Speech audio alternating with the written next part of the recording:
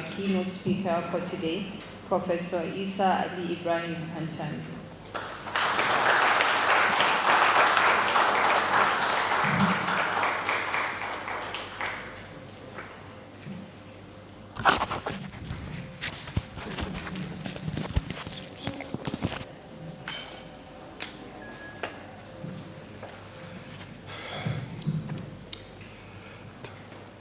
أعوذ بالله السميع العليم من الشيطان الرجيم بسم الله الرحمن الرحيم السلام عليكم ورحمة الله وبركاته.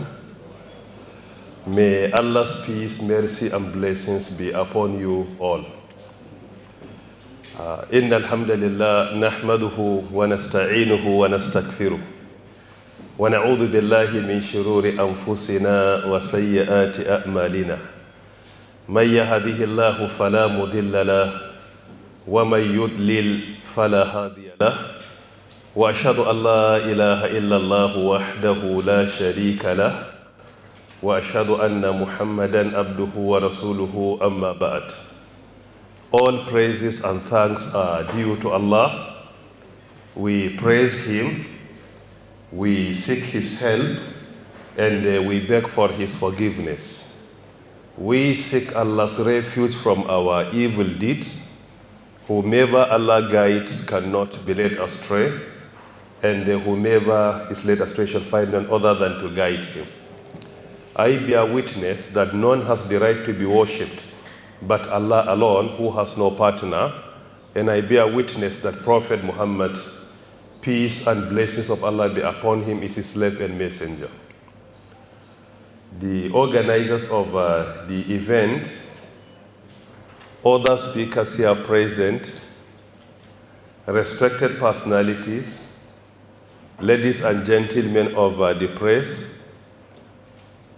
academics, all other protocols duly and respectfully observed. Good morning to all of you, and may Allah's peace, mercy and blessings be upon you.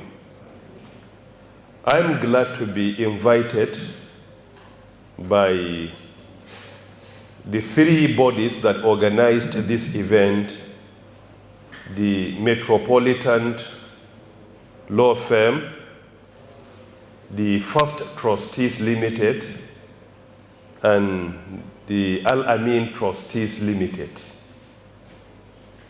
I appreciate the managing directors of these three important bodies for inviting me to serve as the keynote speaker for the event, and also for coming up with a very important theme for our discussion, that is from informality to legacy, structuring Islamic wealth transfer. This theme is very apt, particularly if you visit our local communities, or if you partake in sharing any estate, or if you partake in purchasing, selling, or writing any agreement for the transfer of an estate in our local community. You will strongly agree with me that we have a long way to go. Just last year, in 2025, there was a plan to build another masjid as al-waqf, that is a charitable project for our deceased parents. May Allah have mercy on them. And a plan was set up to buy some houses in our neighborhood, in our local communities. Around 7 to 8 houses were identified. The owners of the houses were engaged, and we agreed on the amount to be paid for each and every one of them. As our culture, usually they will increase the price. Why? Because you are the one who intends to buy. After the agreement, we discovered that in all the houses involved, there was no single paper for documentation or any ownership of any land there. People were only living there because initially it could be their farmland for over 100 years. And it is the same when someone passes away. You will find it difficult to find any paper that has documented even the ownership of that house, not to talk of a legal document or any government document. And there are so many examples like this. I only cited one in order to take it like a case study for our discussion. And I do hope that with this we will be able to appreciate the gist of what I intend to present. Furthermore, from informality to legacy, structuring Islamic wealth transfer is very apt because it discusses a transition from informal, cultural, verbal agreement to a well-structured, formal, well-documented, and Islamic inclined agreement. Because in most of the cases you will discover that even when there is any agreement, in many cases it is informal, or sometimes it is even a verbal agreement. There is no any document to rely on. And you know how difficult it is to preserve the precision and accuracy of any verbal agreement. If I am to approach each and every one of you here and say a word into his ears, if I ask him to repeat after 5 minutes, you will discover that the content has completely changed. And it is not intentional. This is how we are. So it is necessary to identify that verbal agreement is not sufficient.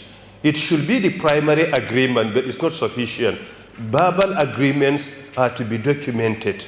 And this is indeed very important, particularly when there is any litigation. You cannot just rely always on verbal agreements. Sometimes you need some documents to be presented. And when it is a verbal agreement, you will discover sometimes there is even a legal challenge to it. Furthermore, if you study the glorious Quran, you will discover how the Quran has expounded and enunciated to us the position of wealth. Wealth has a transcendental value Islamically. To the extent that Allah subhanahu wa ta'ala has mentioned the word wealth in the Quran 77 times. And in all these places you will discover the Quran speaks about the legitimate way of earning wealth, the legitimate way of preserving the wealth, the legitimate way of distributing it, the legitimate way of spending when the need arises. The Quran has mentioned the word wealth. In some places as a singular, al-mal. In some places as a plural, amwal. 77 times. And this is to show to us that as Muslims, Allah Ta'ala doesn't allow us to manage our wealth, its transfer, the way we like. But rather, we must ensure that we follow the teachings of the Quran, because the Quran is impeccable and infallible. And when you follow it, you will discover that there is a solution to each and every problem we are confronted with in this world. In addition, another example or another model of wealth transfer that happened in the Quran divinely, which I believe that many of us recite the verse every Friday when we recite Surah Al-Kahf, but it is difficult to figure out the most important lesson with regards to wealth preservation and transfer as the Quran expounds it. Allah Ta'ala gives us a story of two orphan children by saying, وَأَمَّا الْجِدَارُ فَكَانَ لِغُلَامَيْنِ يَتِيمَيْنِ فِي الْمَدِينَةِ وَكَانَ تَحْتَهُ كَنْزٌ لَهُمَا وَكَانَ أَبُوهُمَا صَالِحًا فأراد ربك أن يبلغا أشدهما ويستخرجا كنزهما رحمة من ربك وَمَا فَعَلْتُهُ مِنْ أَمْرِ ذَلِكَ تَأْوِيلُ مَا لَمْ تَسْطِ عَلَيْهِ صَبْرًا. Surah Al-Kahfi, verse number 82. Allah Ta'ala gives us an important lesson here by saying, وَأَمَّا الْجِدَارُ, and for the wall of the place. فَكَانَ لِغُلَامَيْنِ, it happened to be for two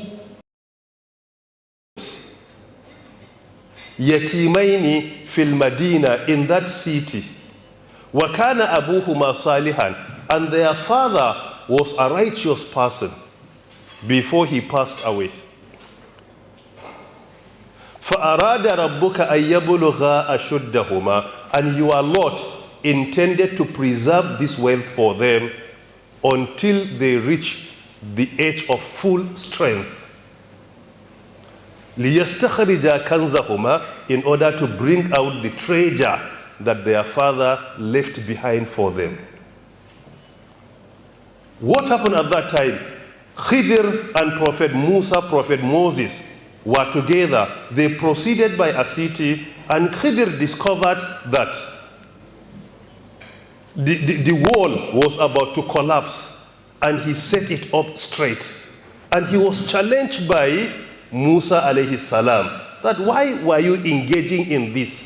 You are not requested to do that. Why can't you ask them for any payment?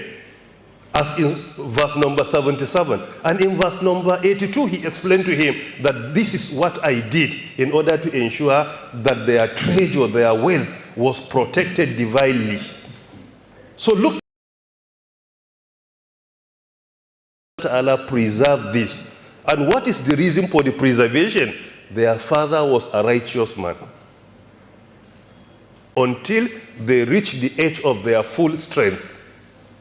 In another place, for example, Allah Ta'ala expounds to us again, even with regards to inheritance, by saying, وَلَا تُؤْتُوا السُّفَهَاءَ أَمْوَالَكُمُ الَّتِي جَعَلَ اللَّهُ لَكُمْ قِيَامًا وَارْزُقُوهُمْ فِيهَا وَاكْسُوهُمْ وَقُولُوا لَهُمْ قَوْلًا مَعْرُوفًا, as in Surah An-Nisa, verse number 5. Do not give the foolish their own wealth. That is, children who lost their father and they have not attained the age of full strength where they can manage their resources wisely and Islamically.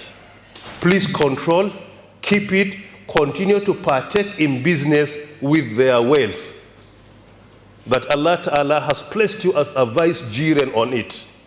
وَارْزُقُوهُمْ فِيهَا, you can feed them from it.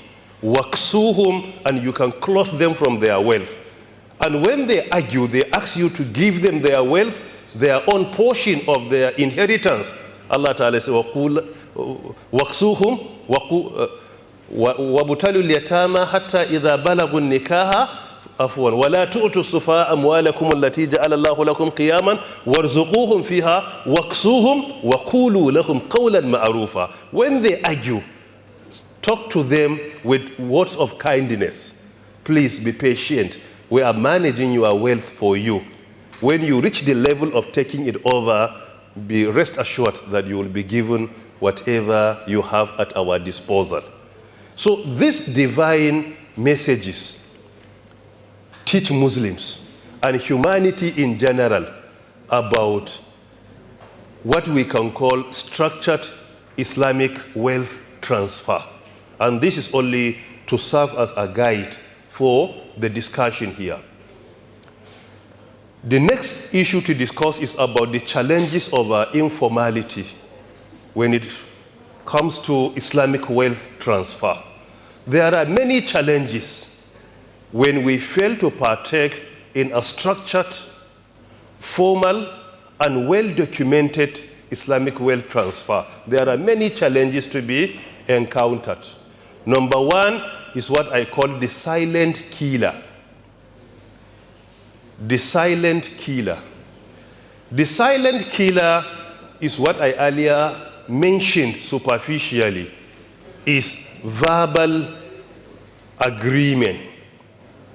Verbal agreement is undoubtedly a silent killer, because after a period of time, in most of our communities, verbal agreement is not respected. And the content can always change. And sometimes that agreement can be influenced by bias or selfish interest. And all these things are inevitable because human being is inherently and undoubtedly selfish, and is inherently and undoubtedly weak when it comes to sticking to that agreement. So the silent killer is relying so much on verbal agreement without documenting it. Even informal documentation sometimes cannot solve the problem. We have to address this procrastination because day in, day out, verbal agreement do expire informally. And it can easily lead to litigation with regards to wealth transfer from one person to another. So it is important that we make sure that we always make a categorical statement that can be well documented, and it is important to involve at least a legal institution to help you in doing that, particularly if the issue involved is significant. Because if you are being guided, being supported by a lawyer, he knows or she knows how the agreement is going to be captured. And everything is going to be well documented. That is why they always say about your right, ask a lawyer. So anything that involves any legal decision or documentation, make sure that you are being supported, you are being guided by a learned person. And I do hope that we are not unlearned, because I am not a lawyer. The second one is spiritual neglect. Under the first one, what we call the silent killer, there are some examples even in the Quran, like in Surah Al-Baqarah, verse 180, 181, 182. Kutiba alaykum idha hadara ahadakumul mautu in taraka خيرا الوصية للوالدين والأقربين بالمعروف حقا على المتقين فمن خاف من موص جنفا أو إثما فأصلح بينهم فلا إثم عليه. So if you look at the Surah Al-Baqarah, verse 180, verse 181, verse 182, this issue of silent killer has been explained extensively to the extent that Allah Ta'ala has warned even the person that the wasiyah, the will, is at his disposal to ensure that the content has not been altered. And today, with modern technologies, we will be able to preserve even our own will using blockchain technology. In blockchain technology, you can preserve the integrity of your document. And this is indeed very important.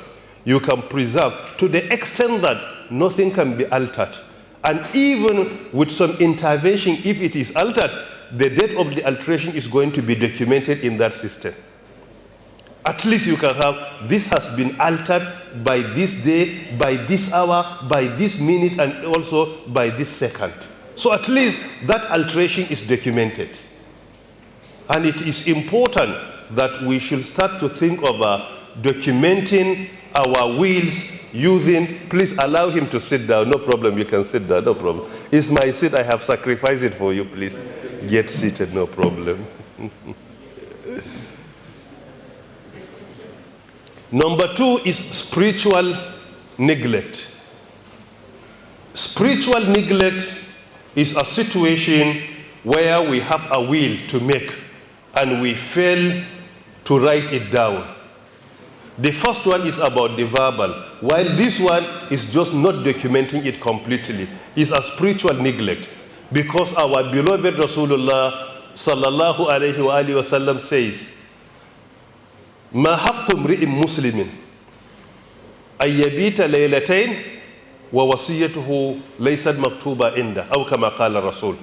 This hadith has been reported by Imam Muslim, hadith number 1631. Our beloved Rasulullah sallallahu alaihi wasallam said, it is not permissible for any Muslim who wants to will to spend 2 days except that his will is documented and kept safely with him. So even if you have a will to make, your soul is not under your control, but under the control of the Almighty. I believe, you believe, and he believes that our life on this cosmos has an end. We all agree on that, but nobody knows when he is going to depart. I could depart now, I could depart today, I could depart tomorrow, I could depart next month or next year. I could depart any time that the Almighty wills. So my soul is not under my control, and I don't even know when I am going to depart. This knowledge is divinely with the Almighty. As a result of this, any will you intend to make sure it is documented. Any agreement of wealth transfer, make sure it is documented as part of your will. Today, if you go online, there are so many important documents of how to document your wealth, your will, either formally or even informally with your family for record purpose. Number 3 is what I call culture versus Islamic law. Sometimes there is a conflict between our culture on one hand and the Islamic law on the other, to the extent that we are compromising the Islamic law because we are so much comfortable with our culture. When it comes to documenting a will or a debt agreement, sometimes you feel uncomfortable to talk to your friend who collects a loan from you to document it. You feel like maybe uncomfortable that he will say maybe you don't trust him. No, it is not about trust, but it is rather complying to what? To a divine injunction. It is not personal. So sometimes there is a problem between culture on one hand and Islamic law on the other, and we usually sacrifice the Islamic law to accommodate the culture. If you go to some of our local communities, because of our culture, up to today, when someone passes away, his daughters are not involved in sharing any infrastructure like a house or a land or a farm. They say this is for the males, not for the female. Female doesn't need any home or any farm or any land. But in Islam, they are allowed to be involved in sharing anything left behind by either their father or their mother or their husband. And today, if you insist, they will say, okay, we can allocate that home to her children if she has any male, but not to her or to her daughters. So this is a conflict between culture and the Islamic law. When there is a conflict, we are being urged to prioritize the Islamic law over our culture. Islam tolerates our culture as long as the culture doesn't contradict our religion. But if there is a contradiction in that situation, our Islamic law takes precedence over our culture. So any culture that religion is silent on, you may wish to continue to patronize it. But when there is a contradiction, then divine law takes precedence, and this is indeed very important. So, recalling the earlier presentation made by the Al-Amin Trustees Limited, and also the first Trustees Limited that I was here during their presentation, there are structured Islamic laws, or there are structured Islamic wealth transfer in Islam. And I will speak on some of them superficially, and I do hope that they will guide and also provide the foundation for the deliberation when it comes to the other discussants or lead presenters or commentators. Firstly, in Islam, there is inheritance.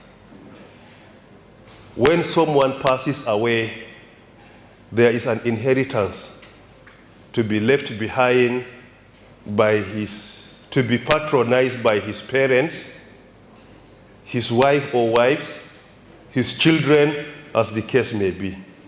Inheritance is obligatory in Islam, and it is a form of Islamic wealth transfer that has been explained in details in the glorious Quran, particularly chapter number 4, Surah An-Nisa, starting from verse number 5, and most importantly, verse number 11.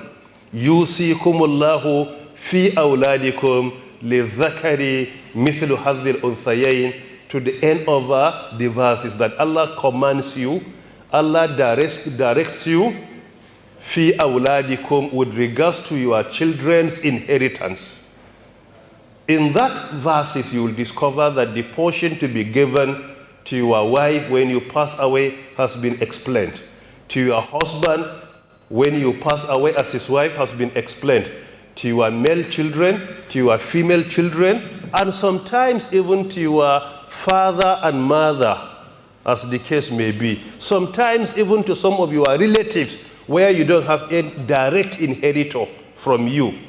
All these things has been explained clearly. In this situation as a Muslim, it is not necessary for you to document that when I pass away, this is how my inheritance is going to be shared. As a Muslim, automatically that verses must be respected, and there is no doubt about this. That is why you'll discover that in most of our communities in northern Nigeria and some states in the southwest, there are some Islamic courts that partake in sharing the inheritance according to the Islamic law. Number 2 is the will.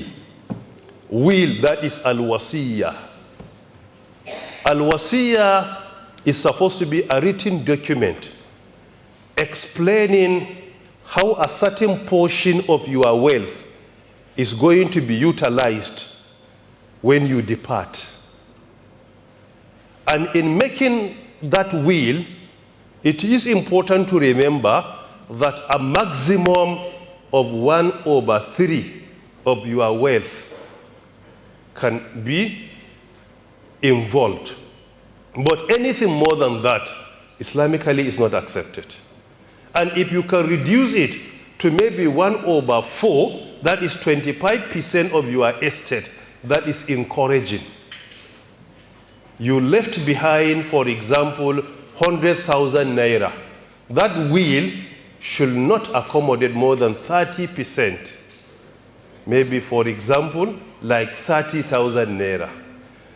Or sometimes it is even encouraged to make sure that it is not more than 1/4 because of hadith of Sa'ad ibn Abi Waqqas, may Allah be pleased with him. So 1/4 is 25%, so 25,000 naira.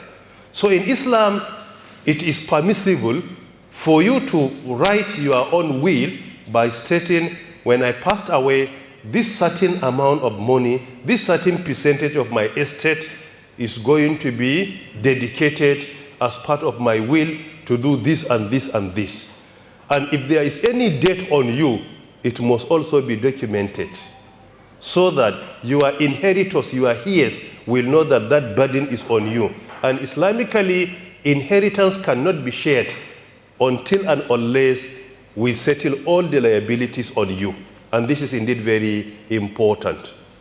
So will is also critical, and it is also in Surah Al-Baqarah, verse 181 as well. Number 3, al-waqf.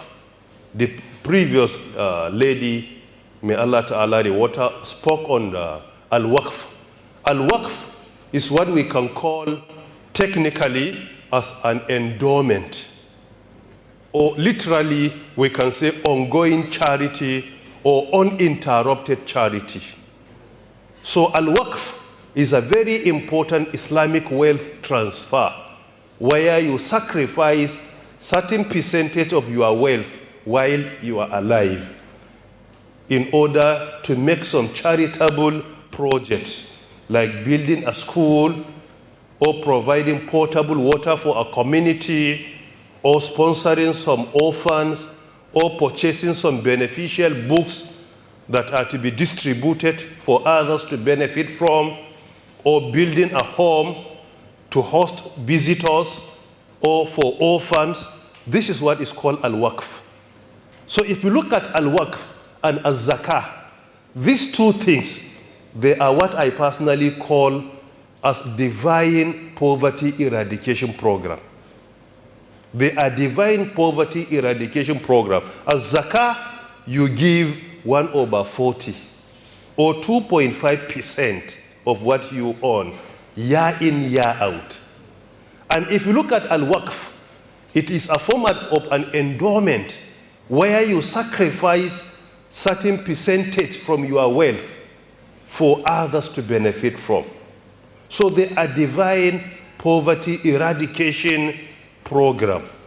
And under al-waqf, there is hadith reported by Ibn Majah in which our beloved Rasulullah sallallahu alayhi wa alihi wa sallam says, "Inna mimma yalhaqul mu'min min hasanatihi ba'da mawtihi ilman allama wa nashara aw waladan salihan taraka aw mushafan waratha aw masjidan bana aw baytan libni sabil bana aw naharan ajra aw sadaqa tasaddaqa biha fi hayatihi qabla mawtihi." Hadith number 242 in Sunan of Ibn Majah.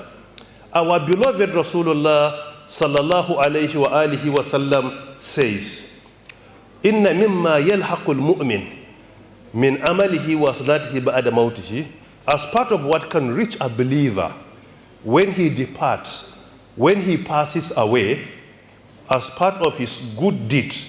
Number one, he says, "Ilman allama wa nashara," the knowledge he acquired and propagated. This is when it comes to an intellectual endowment. It is an intellectual endowment. Ilman allama wa nashara. Number two, and he says, waladan salihan taraka, or a righteous son he leaves behind. So this is a form of spiritual endowment where he trains his children to be upright, to be morally upright, to be religiously committed, to be beneficial to humanity. So it is a form of intellectual and spiritual endowment combined. So, aw mushafan waratha, copy of the Quran he leaves behind as a legacy. So for you to purchase some copies of the Quran and distribute to children, to masajid, is part of your own al-waqf endowment that is encouraged. Aw masjidan bana, or a masjid he builds. Building a masjid is important, particularly in a community where that masjid is needed. Not the way we are building masajid just for competition. He has a masjid in his house. I must have my own. If you go to some GRA areas, you will discover that the masajid are many. In each and every house, there is a masjid. This is un-Islamic. We have to prioritize building a masajid in communities where they need them. It's not just about attaching it to your house, but rather making sure that you provide in a community that is needed. This is part of al-waqf. Aw baytan libni sabil bana, or a house he builds for, like maybe orphans or travelers, or for hosting visitors that no any payment is being made, except maybe for maintenance when the need arises. Aw naharan ajra, or a source of water he provides, like digging a borehole, or maybe tap, or digging a well, as the case may be. So this is part of your ongoing charity, or any percentage of his wealth that he writes down, that when he passes away, that percentage is going to be used for al-waqf, that is that endowment. That endowment can be done by a Muslim while he is alive. And he may wish to write as part of his will, al-wasiyah, that when he passes away, before sharing his estate, that percentage is to be taken away as part of his endowment. And this is related to the first point we have earlier mentioned. It should not go beyond a maximum of 1/3% of what he leaves behind. So al-waqf is also critical and is part of the structured Islamic wealth transfer, as the case may be. And there is also al-hiba. Al-hiba is just a gift that you give to someone. If you give maybe a house to someone as a gift or a vehicle to him, something that is important, ensure that that is documented. Otherwise, there could be litigation in the future with regards to your heirs or your inheritors, as the case may be. So documenting any gift, particularly gift that is significant, is crucial Islamically. Because year in, year out, if it is not documented, there is a very high probability that it is going to be challenged by the inheritors or the heirs, as the case may be. And also there is a trust. Trust is all about managing a wealth for the benefits of others, but involving the owner of that wealth. So trust is also critical, and sometimes is part of Islamic financial models, where you partake in a business like a joint venture business, where 2 or more people are involved. So in that situation, all these are going to be documented, and in documenting this, as I earlier mentioned, we must ensure that experts and legal professionals are involved. And this is indeed very important. While keeping them, I strongly recommend deploying modern technologies of the 4th Industrial Revolution era, like blockchain technology, in order to preserve the quality, the precision, and the accuracy of our will or any formal agreement that has been documented. And I believe that this statement that I have made superficially will provide the foundation for the deliberation during this event. I have been informed that my time is off.